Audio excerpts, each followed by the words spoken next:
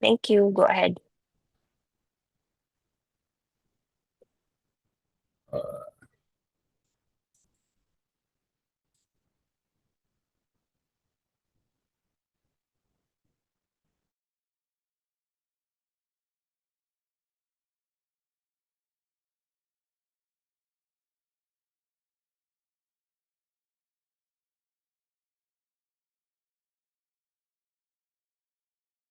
Hello po, good morning. Uh,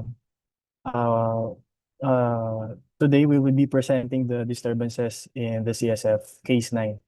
Next slide, please.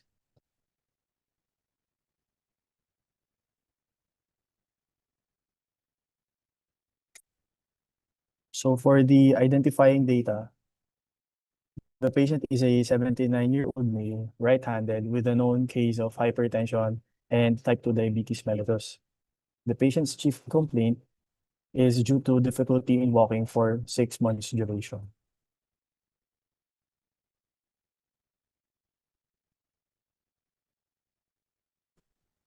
For the history of present illness, 12 months prior to consult, the family noticed that the patient was having repeated questioning, slow to respond, with short-term memory lapses. No consult or medication taken because the family thought it was because of age.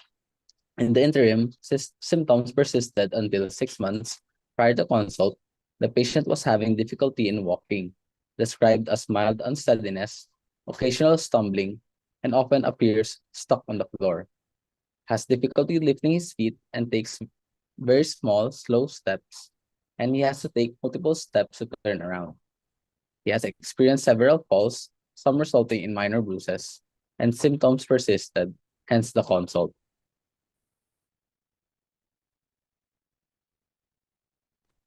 For the past medical history, it informs us that the patient is a known hypertensive and type 2 diabetic, both of which are well controlled with lisinopril 10 milligrams and metformin 500 milligrams that the patient takes once and twice daily, respectively.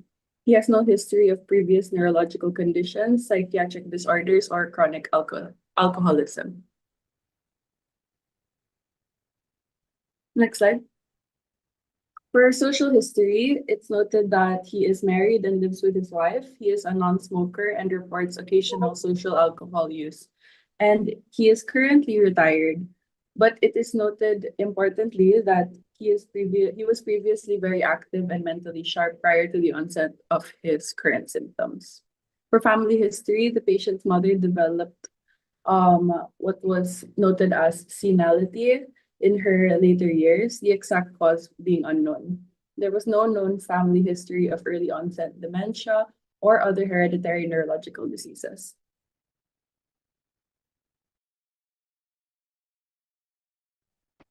According to review of symptoms, the patient denies vocal weakness, numbness or sensory changes, and no seizures were observed.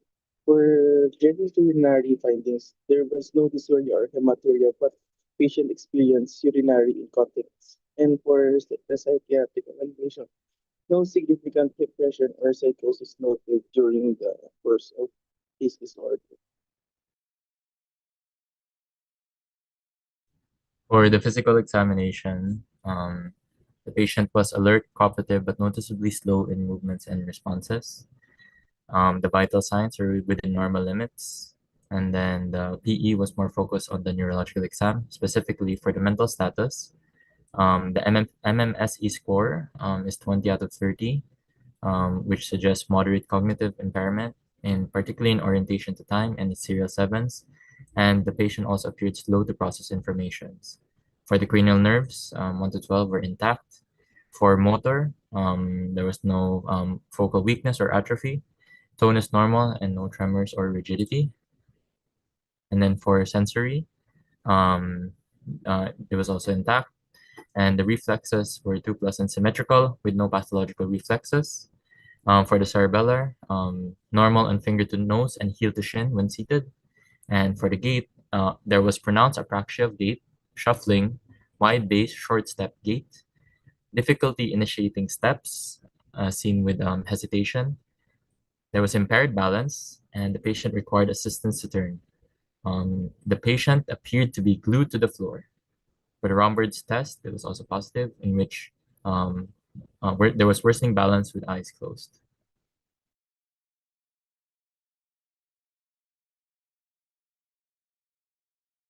So for the localization, we have several pertinent findings, first of which is moderate cognitive impairment. So the patient shows slow thinking, poor memory, and reduced initiative. These features point to a frontal lobe dysfunction, since the frontal lobes are responsible for the executive functions like decision making, planning, and motivation. And when this area is affected, patient tends to process the information slowly and appear less spontaneous and goal-directed.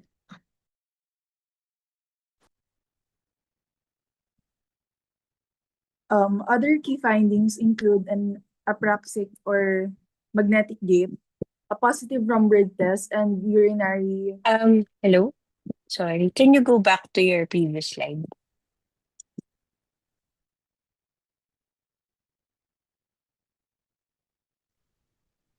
Ito ba, Doc? Yung PE? Mm,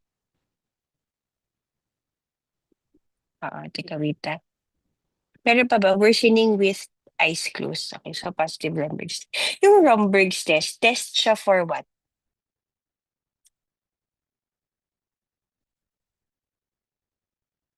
Test of, what does it test?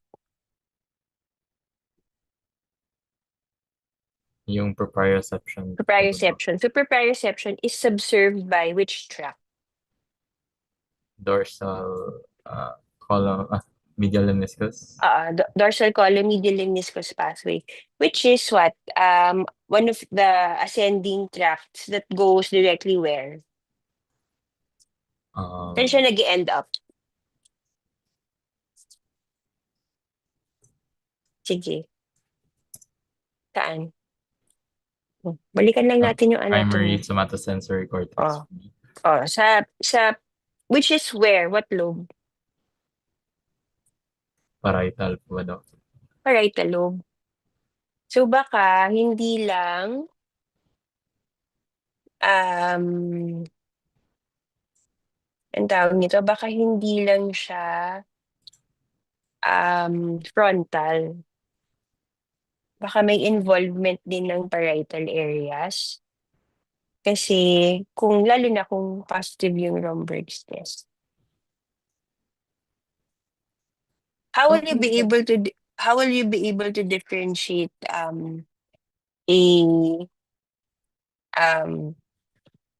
yung ataxia because you don't have proprioception versus a cerebellar ataxia? Sige nga.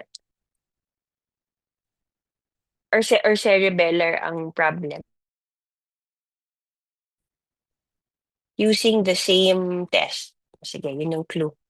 The difference would be for cerebellar, the patient would do it with their eyes open po, Doc. Tama. Kalela. Tama ba? Yes. Did I pronounce your name correctly? So, tama, no? Eyes open, tapos patient already has trouble maintaining balance. That will be like truncal ataxia. That is cerebellar. And then, when you do the same test with eyes closed, then that's a positive Romberg's. That is a test for proprioception. Remember that your proprioception is observed by the dorsal column medial lemniscus pathway. Can be anywhere, diba? The lesion can be anywhere along its path. So, spinal cord, sa receptors pa nga, tapos spinal cord, brainstem, or higher up. Thalamus pwede, tapos higher up in the cortical region, which is the primary somatosensory areas within the parietal lobe. Brodmann area, do you remember what Brodmann area? 312 po, Doc. 312. Okay. Pinabalikan lang natin kasi kailangan intact yung basic knowledge natin of anatomy, of your physio, before we move on to like clinical. Diba? So para alam natin paano natin para hindi niyo siya makakalimutan. So this is where we integrate now concepts that you've learned first year, last year, second year nung nag-PPE kayo, and then ito, parang clinical conditions na. Okay, para mas ma-appreciate ninyo na hindi walang saysay yung inaral ninyo sa Ana and Fisho. Di ba? Okay, sige. Yun lang yung comment ko doon. So, move on to the next one. The next slide, please. Ayun. So, baka dito because positive Romberg's test, di ba? So, maybe may involvement din ng parietal areas. What about urinary incontinence? What particular part of the frontal lobe will be affected?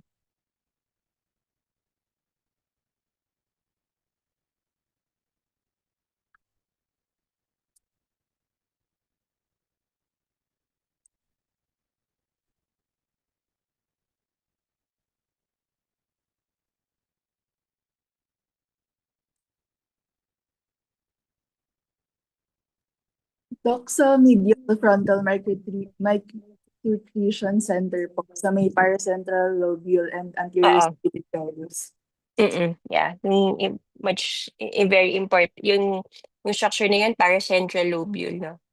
Nandun yung area, yung cortical areas for urinary control. You also have a counterpart in the spinal cord down below. Okay, parang may different areas in the brain, pero pag cortical areas, paracentral lobule. Okay? Sa frontal lobe ba yun o sa parietal? In between. Kasi di ba it's the one that hugs your central sulcus of Rolando. Sa gitna siya. So parang, ano ba yan? Medial frontal. Sa gitna, tapos, pero it is in very close proximity with the central sulcus. That's why it's called the paracentral lobule. It sorts of hugs your central sulcus. Yeah. So, we visualize yun na lang. Nasaan ba yung paracentral lobule? Okay. Sige. Okay. Questions so far? From the others? If you have any questions and you don't want to speak out or raise your hand, just type your questions in the chat box. Okay, sige. Okay, you can continue.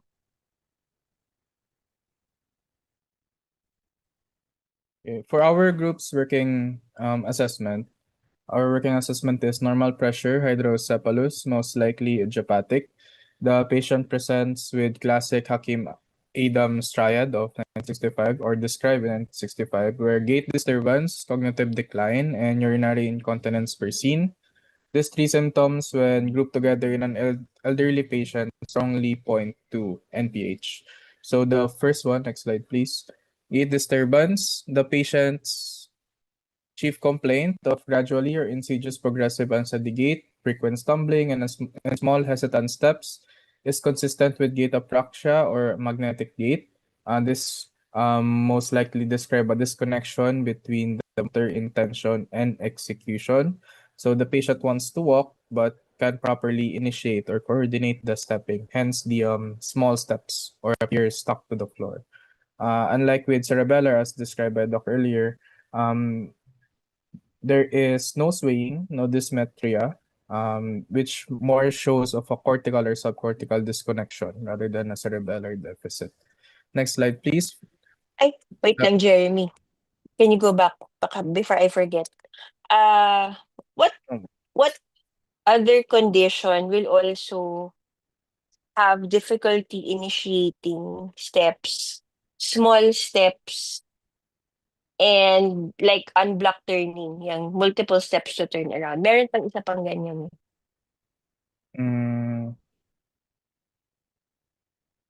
Other than This, Other Doc, than, I think mm, part of ano our pa? differential is Parkinson's po, Doc. Mm. Kasi they parang the same, kaya lang, pag Parkinson's, mas faster yung steps, fascinating yung gait, difficult sila to stop. Parang minsan aabot na sila sa pader tapos hindi sila nagsa-stop. And then stooped yung posture. Okay. Tas wala din kasing arm swing yung ano, Yes po, Doc. Wala pong yung resting. oo, Yes. yung Parkinson's. Sige, okay. So you will discuss it naman sa differential. Sige. Yes po. Sorry. Go ahead. Okay. Next slide, please. Okay, for the cognitive decline, this involves more frontal in character, where apathy, dullness, inattention, and slower thought processes were elicited in the history. The 20 out of 30 MMSE score supports a moderate cognitive impairment, particularly in the patient for orientation and working memory due to short-term memory lapses also. This is typical of NPH, and again, distinguishing it from Alzheimer's dementia, which usually begins with episodic memory loss rather than executive dysfunction. Then lastly, for the triad, urinary incontinence, the patients usually develop, next slide please, urgency and frequency, then progressing to incontinence late into the symptoms. This arises usually from the stressor overactivity due to impaired frontal inhibition of the pontine microtuition center, again as discussed by Dr. Nina. Furthermore, we saw in a study by Cross et al. 1996 that there is a strong association, next slide please, between hypertension and arteriosclerotic diseases in patients with NPH. And then, as we know, the patient from the history is a long-standing hypertensive, although controlled. The study also found a positive correlation between these conditions and the severity of the clinical symptoms, particularly the gait disturbance. Further rule-ins, pertinent negatives, there is normal tone. Next slide, please. That shows no focal weakness or spasticity. Consistent with pyramidal signs, there is no tremors or rigidity like that of Parkinsonism. Romberg test shows increased instability, likely reflecting impaired postural control due to frontal subcortical impairment rather than proprioceptive deficit. Normal cerebral function shows that the problem is apraxic in nature rather than ataxic, meaning more on problems with planning and initiating rather than coordinating, since there is no swaying or veering, suggesting the problem lies in the motor planning rather than coordination. So in summary, INPH triad can be easily remembered with the three W's. Next slide, please. Mnemonic, wobbly, representing the gait and balance disturbance, wacky, due to cognitive impairment, and finally wet, because of urinary incontinence.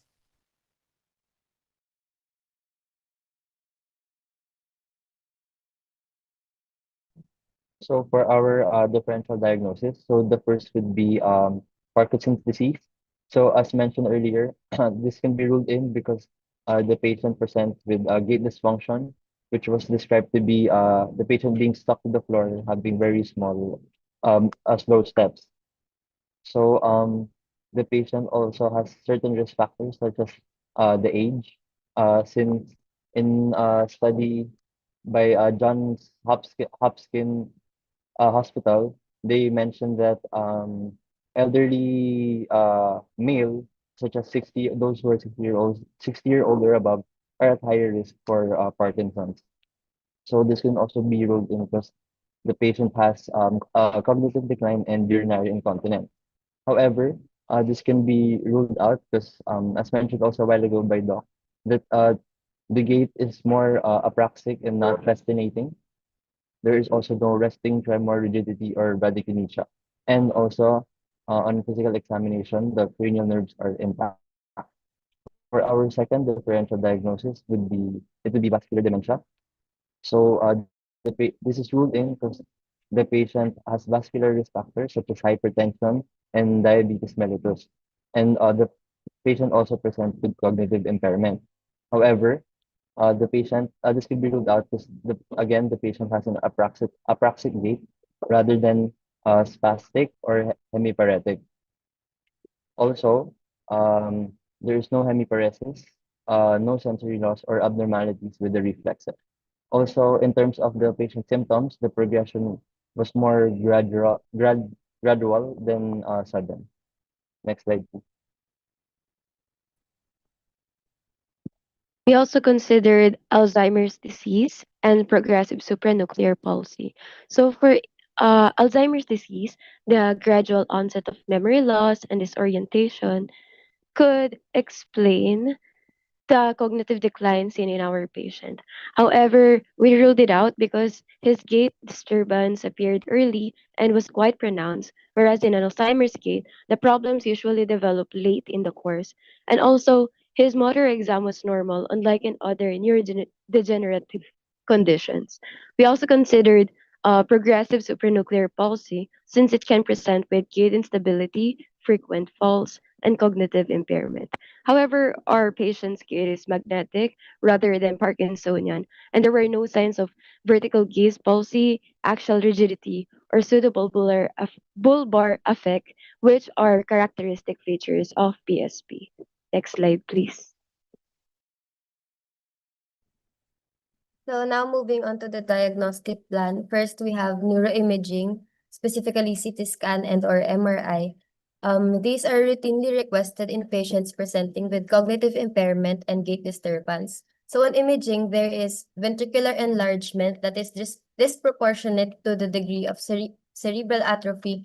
So meaning the ventricles are enlarged beyond what would be expected if the brain had simply shrunk due to aging or degeneration. So this is quantified using the Vance ratio, which is a useful biomarker of ventricular volume in diagnosing normal pressure hydrocephalus. It is defined as the ratio between the maximum width of the frontal horns of the lateral ventricles and the maximal internal diameter of the skull at the same level. Although helpful, this measurement is not entirely specific to NPH. Next slide, please. So therefore, it is also important to note common associated findings, which include ballooning of the frontal horns, which is due to increased intracranial pressure affecting the frontal lobes that play a key role in motor control and thereby contributing to the patient's gait disturbance. Next would be widening of the temporal horns without hippocampal atrophy, where the temporal horns appear dilated due to CSF accumulation, helping us to distinguish NPH from degenerative conditions such as Alzheimer's disease, in which hippocampal atrophy is typical. Next is periventricular hypointensities or transependymal CSF flow, which represents cerebrospinal fluid leakage through the ependymal lining into adjacent brain tissue as ventricular pressure increases. And lastly, thinning and upward displacement of the corpus callosum, which is a classic imaging sign of hydrocephalus that occurs as the ventricles enlarge, which is also measured by the callosal angle if it is visualized on imaging. So most of these features are better appreciated on further imaging, particularly with MRI. Okay, we move on to the next slide. So, in addition to the characteristics that were discussed by Kiara in the given CT scan of the case, we would really request for an MRI to more specifically and accurately identify the characteristics that she mentioned, as well as the ventriculomegaly, Sylvian fissure widening, and crowding at the vertex, which together would point us towards a DESH pattern, otherwise known as disproportionately enlarged subarachnoid space hydrocephalus. This would be highly suggestive of our primary diagnosis of normal pressure hydrocephalus. Next slide. Another diagnostic test that could be done would be the CSF tap test with a large volume lumbar puncture. This would work both as a diagnostic tool as well as a symptomatic relief tool, because it could be used to check reversibility of the current symptoms upon administration of the said tool.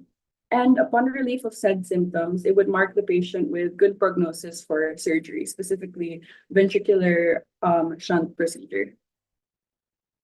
Next slide.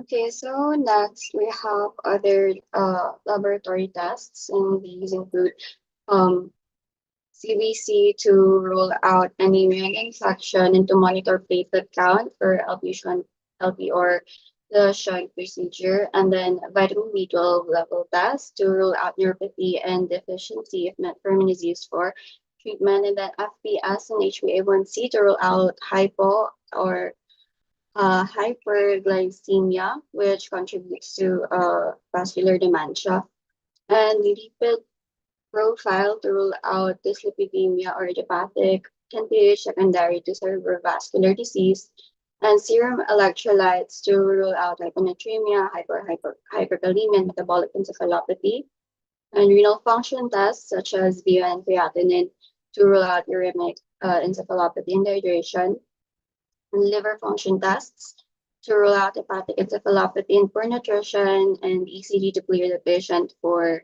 lumbar puncture and ventricular shunting, and PT or INR and APTT to rule out bleeding and clotting disorders to prevent a spinal or subdural hematoma after lumbar puncture.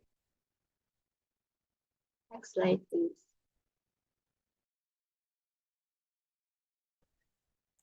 So moving on to the management, the Wait standard lang. Alina, wait, before you move on to the management, can we go back to your differentials?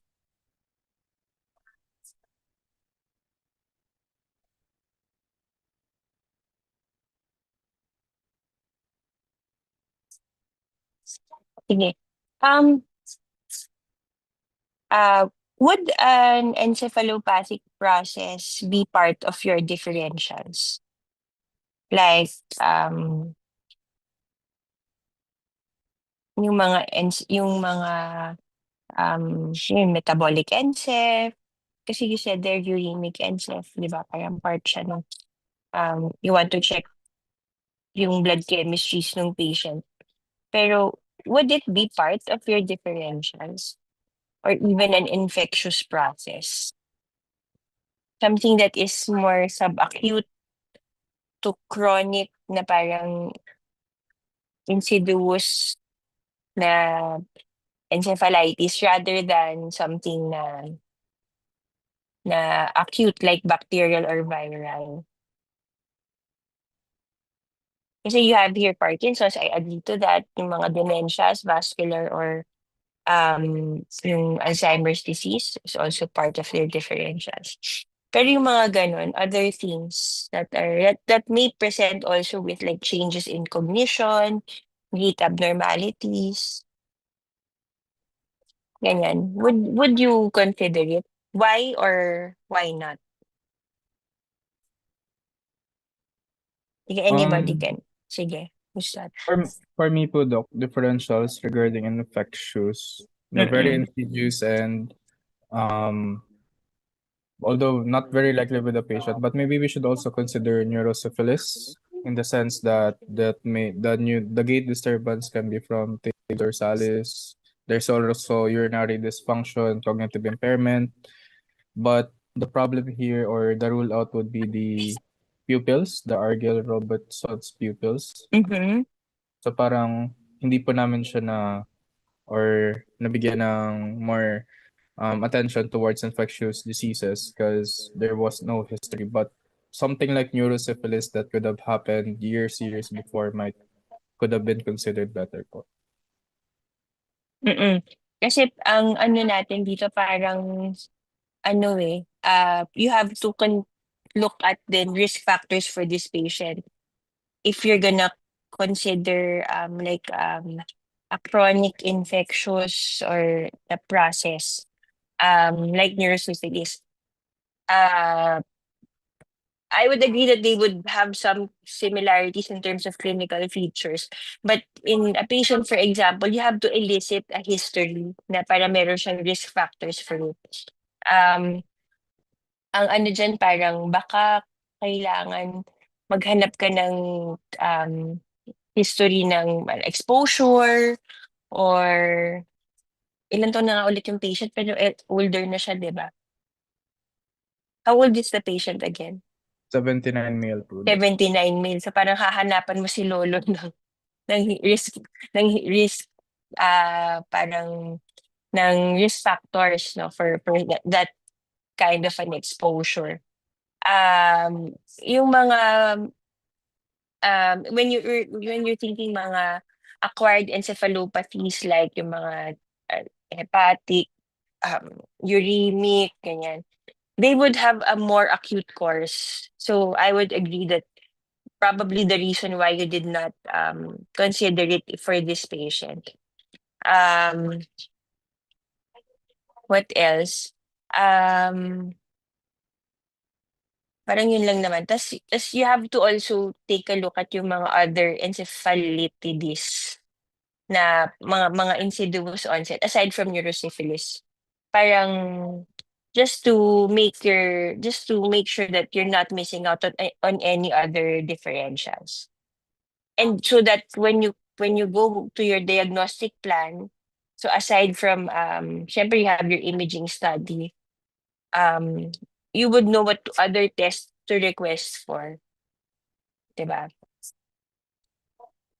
Sige.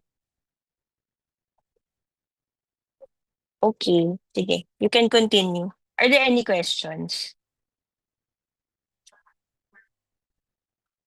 None? Okay. Sige. Ay, sorry, may isa pa. Would you, parang CT or MRI, which would you prefer? MRI po to. Sige, bakit, Kiara? Bakit? Bakit? That's my question. Why? Why an MRI over a CT scan? And maybe why a CT over an MRI for those who would choose a CT scan? Usually Sige. po yung CT scan, ginagawa siya, enough na siya for visualization, pero ginagawa siya if may contraindications. On the other hand, yung MRI po, it is usually preferred kasi it provides better visualization of the more significant features like the Desch pattern, for example po. And then, ayun, less radiation din po. And with an MRI though, you are able to see, you can request for other things like if you're thinking Alzheimer's disease, you can actually request for a dementia protocol wherein they do measure the size of the hippocampus and evaluate it more intensely than how you do it in a normal standard protocol MRI. So if that is what you are going to parang if that is that's the kind of information you want to obtain. But the CT is sufficient enough to visualize the hydrocephalus or the enlargement of your ventricles that is not proportionate to sulcal atrophy, no, or cortical atrophy, because in patients who have like how we call it ex vacuo changes, that's a term that they use for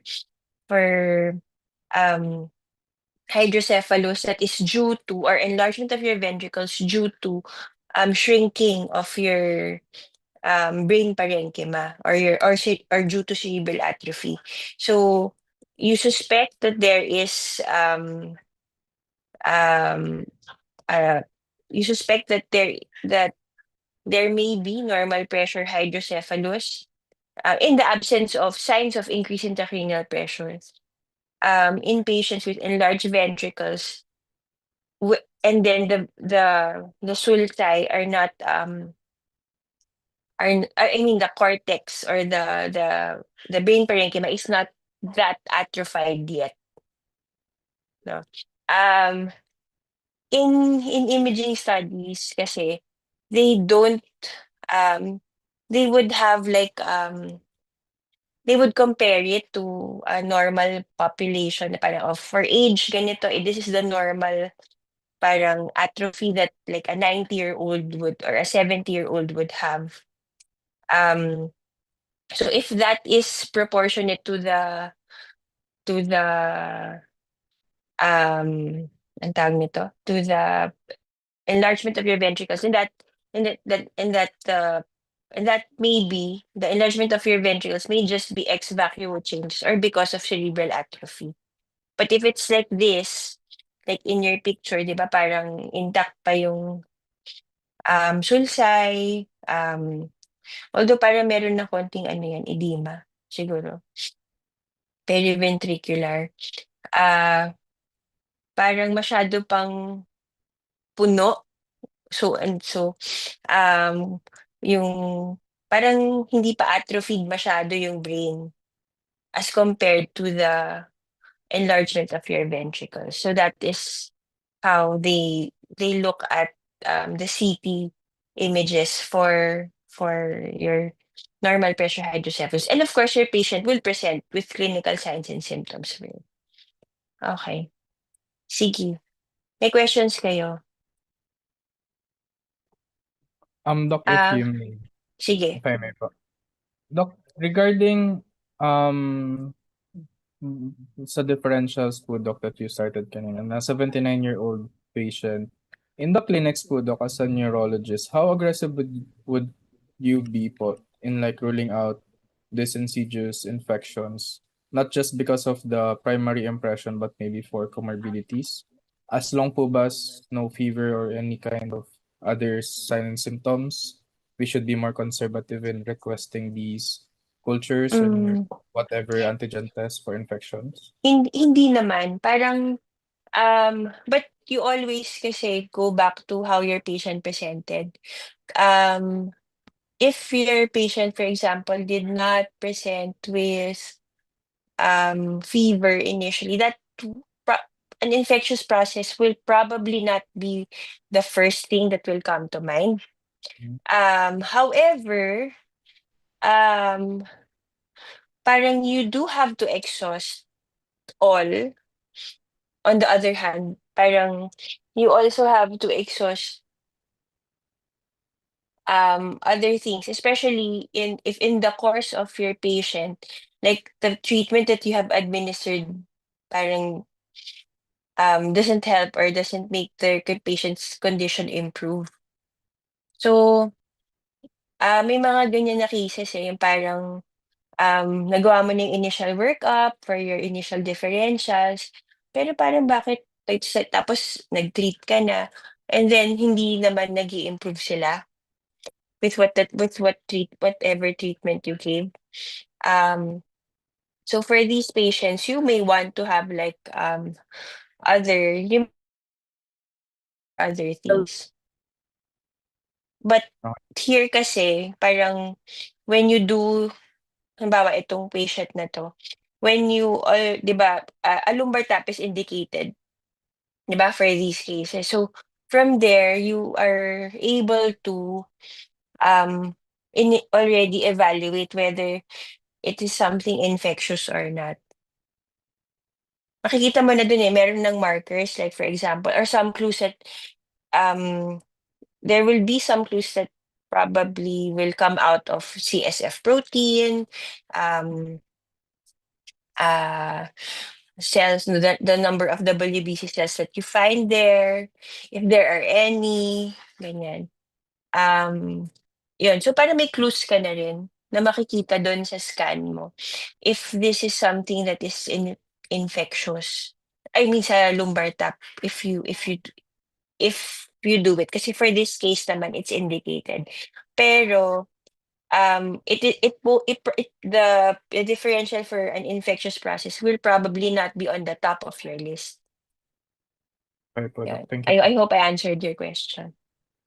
Okay. Sige. Okay. Sige. If there are no other questions, we can move on to management. So moving on to management, The standard management for this patient is ventriculoperitoneal shunt. A VP shunt diverts excess CSF from the brain ventricles to the peritoneal cavity, relieving ventricular enlargement and reducing the pressure and tension on brain tissue while restoring CSF circulation. So additionally, when performing VP shunt, laparoscopy-assisted shunt is done to reduce the risk of distal shunt failure.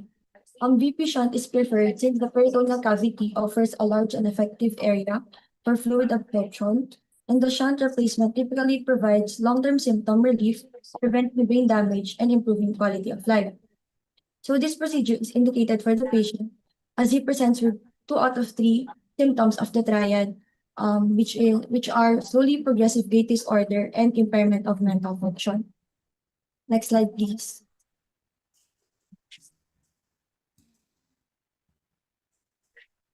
So for the steps involved in the ventriculoperitoneal shunt procedure, so this is, syempre there's the shaving of the incision site since may hair dun sa area, and the skin should be cleaned with antiseptic and apply a sterile fenestrated drapes over the head, neck, chest, and abdomen. So after that, cranial access is made using a U or C-shaped scalp incision at the chosen entry point. Usually it's a Kocher's point. And a ventricular catheter placement is, you drill a burr hole and incise the dura and make a small cortical opening, and then the ventricular catheter with stylet is inserted into the lateral ventricle, and CSF flow should be confirmed na lumalabas into the catheter.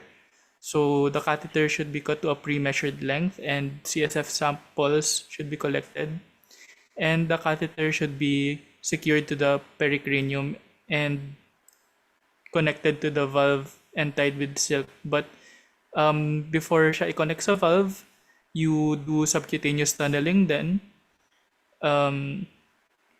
So you also make a abdominal incision, usually upper quadrant or midline, to access the peritoneal cavity, and use a shunt passer, yun nga, to create a subcutaneous tunnel from the scalp to the abdomen. And then the distal peritoneal catheter is passed through from into the tunnel from the scalp going to the abdomen. And since na-confirm na yung CSF flow, you connect the distal catheter to the valve and the proximal catheter to the valve.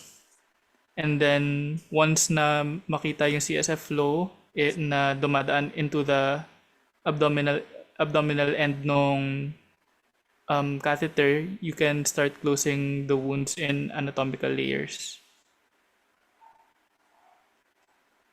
So after that, you can reassess for improvement, especially in the gait abnormalities. If there is no improvement, it could mean that the patient might be suffering from other neurological conditions aside from the normal pressure hydrocephalus that was initially considered.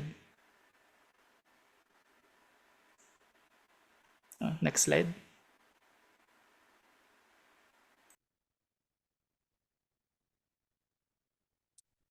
And so for an alternative treatment, we could also consider as an alternative treatment endoscopic third ventriculostomy, or ETV.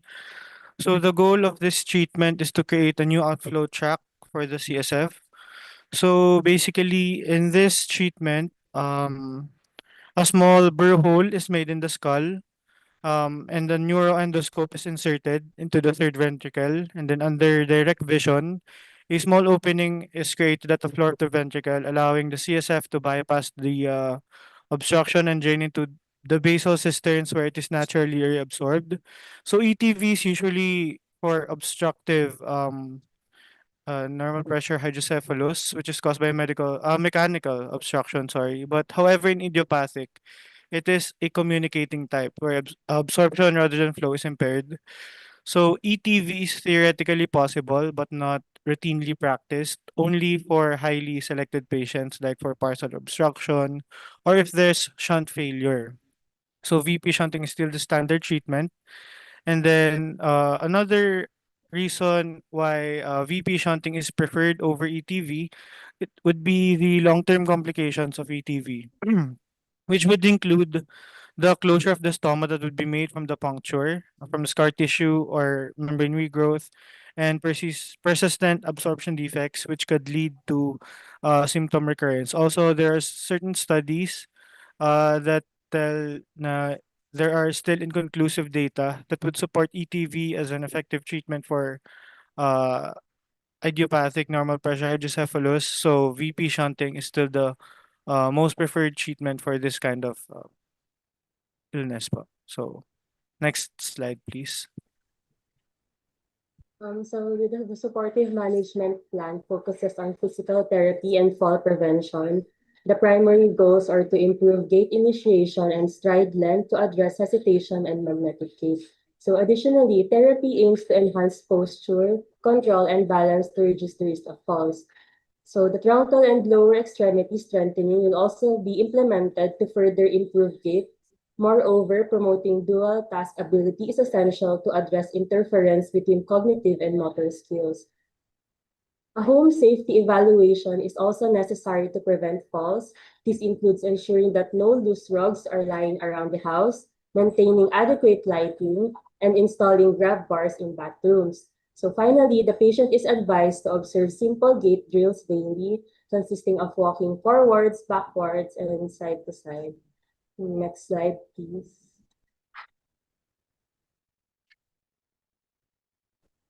So for the preventive management, the first key aspect of preventive management in normal pressure hydrocephalus is controlling the modifiable vascular risk factors. So since hypertension and type 2 DM are both strongly linked to cerebral small vessel disease and impaired CSF dynamics, we minimize these effects by maintaining a BP of ideally below 130/80 and through maintaining the patient's antihypertensive medications such as lisinopril 10 milligrams daily. So glycemic control is equally important with a target HbA1c below 7% achieved through a combination of diet, exercise, and medications like dermetformin. So finally, smoking cessation and limiting alcohol intake further reduces the cerebrovascular burden and support the patient's overall brain health. So the second major component of of prevention is ongoing neurologic and cognitive monitoring. So because NPH can cause progressive gait instability, cognitive decline, and urinary symptoms, early detection of these changes is critical. So the patient should undergo annual cognitive screening using tools such as MMSC or MOCA to track any decline. Then, neurologic follow-up is recommended at 3 months post-op with imaging such as CT or MRI to assess ventricular size and shunt function. Subsequent follow-ups should occur at 6 months, 12 months, and then yearly.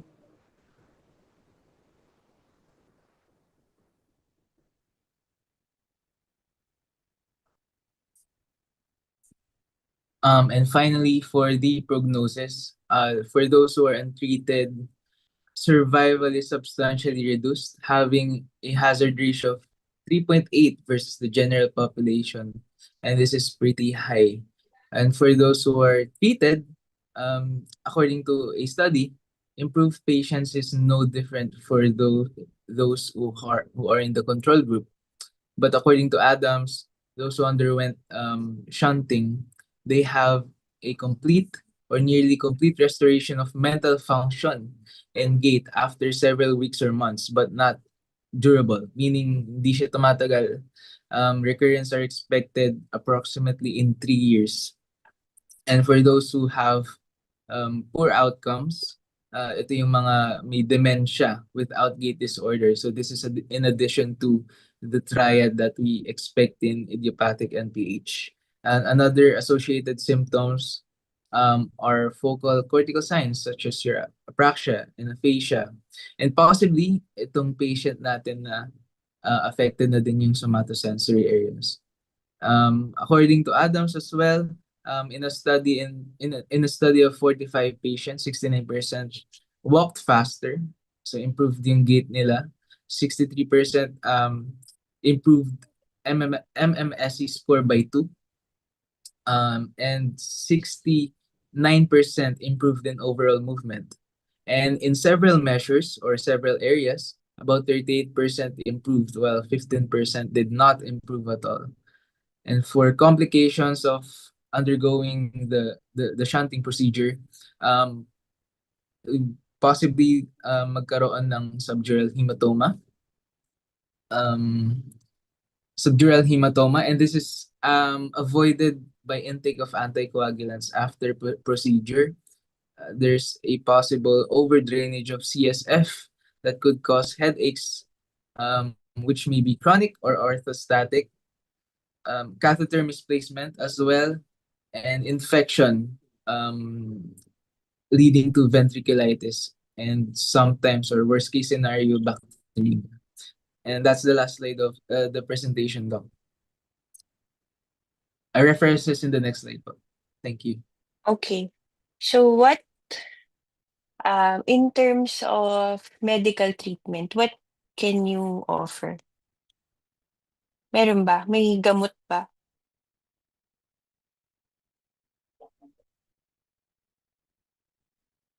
I Treatment. think Doc, yung sa Mm-mm. lecture slide niyo po, yung acetazolamide. Mm-mm. Pero I was reading na tsaka sa book din po. But like it was said sa book na there's actually only really minimal clinical. Mm-mm. And So also, with acetazolamide kasi, ang problem is patient is at risk for metabolic acidosis. Ayun. So you also have to, if you want to do a trial of giving acetazolamide for patients, for example, like awaiting funds for shunting procedures, or ayun, yung parang, di ba, initially you have to try first if your patient is a good candidate for the shunting procedure. Diba? So, mag-therapeutic tap ka muna dyan. Tapos, so other clinicians would opt to, or would try giving acetazolamide. However, for these patients, you do have to monitor metabolic parameters such as arterial blood gas, kasi nga at risk sila for metabolic acidosis, electrolytes, and renal function. Yun. Okay, sige. Questions for this topic?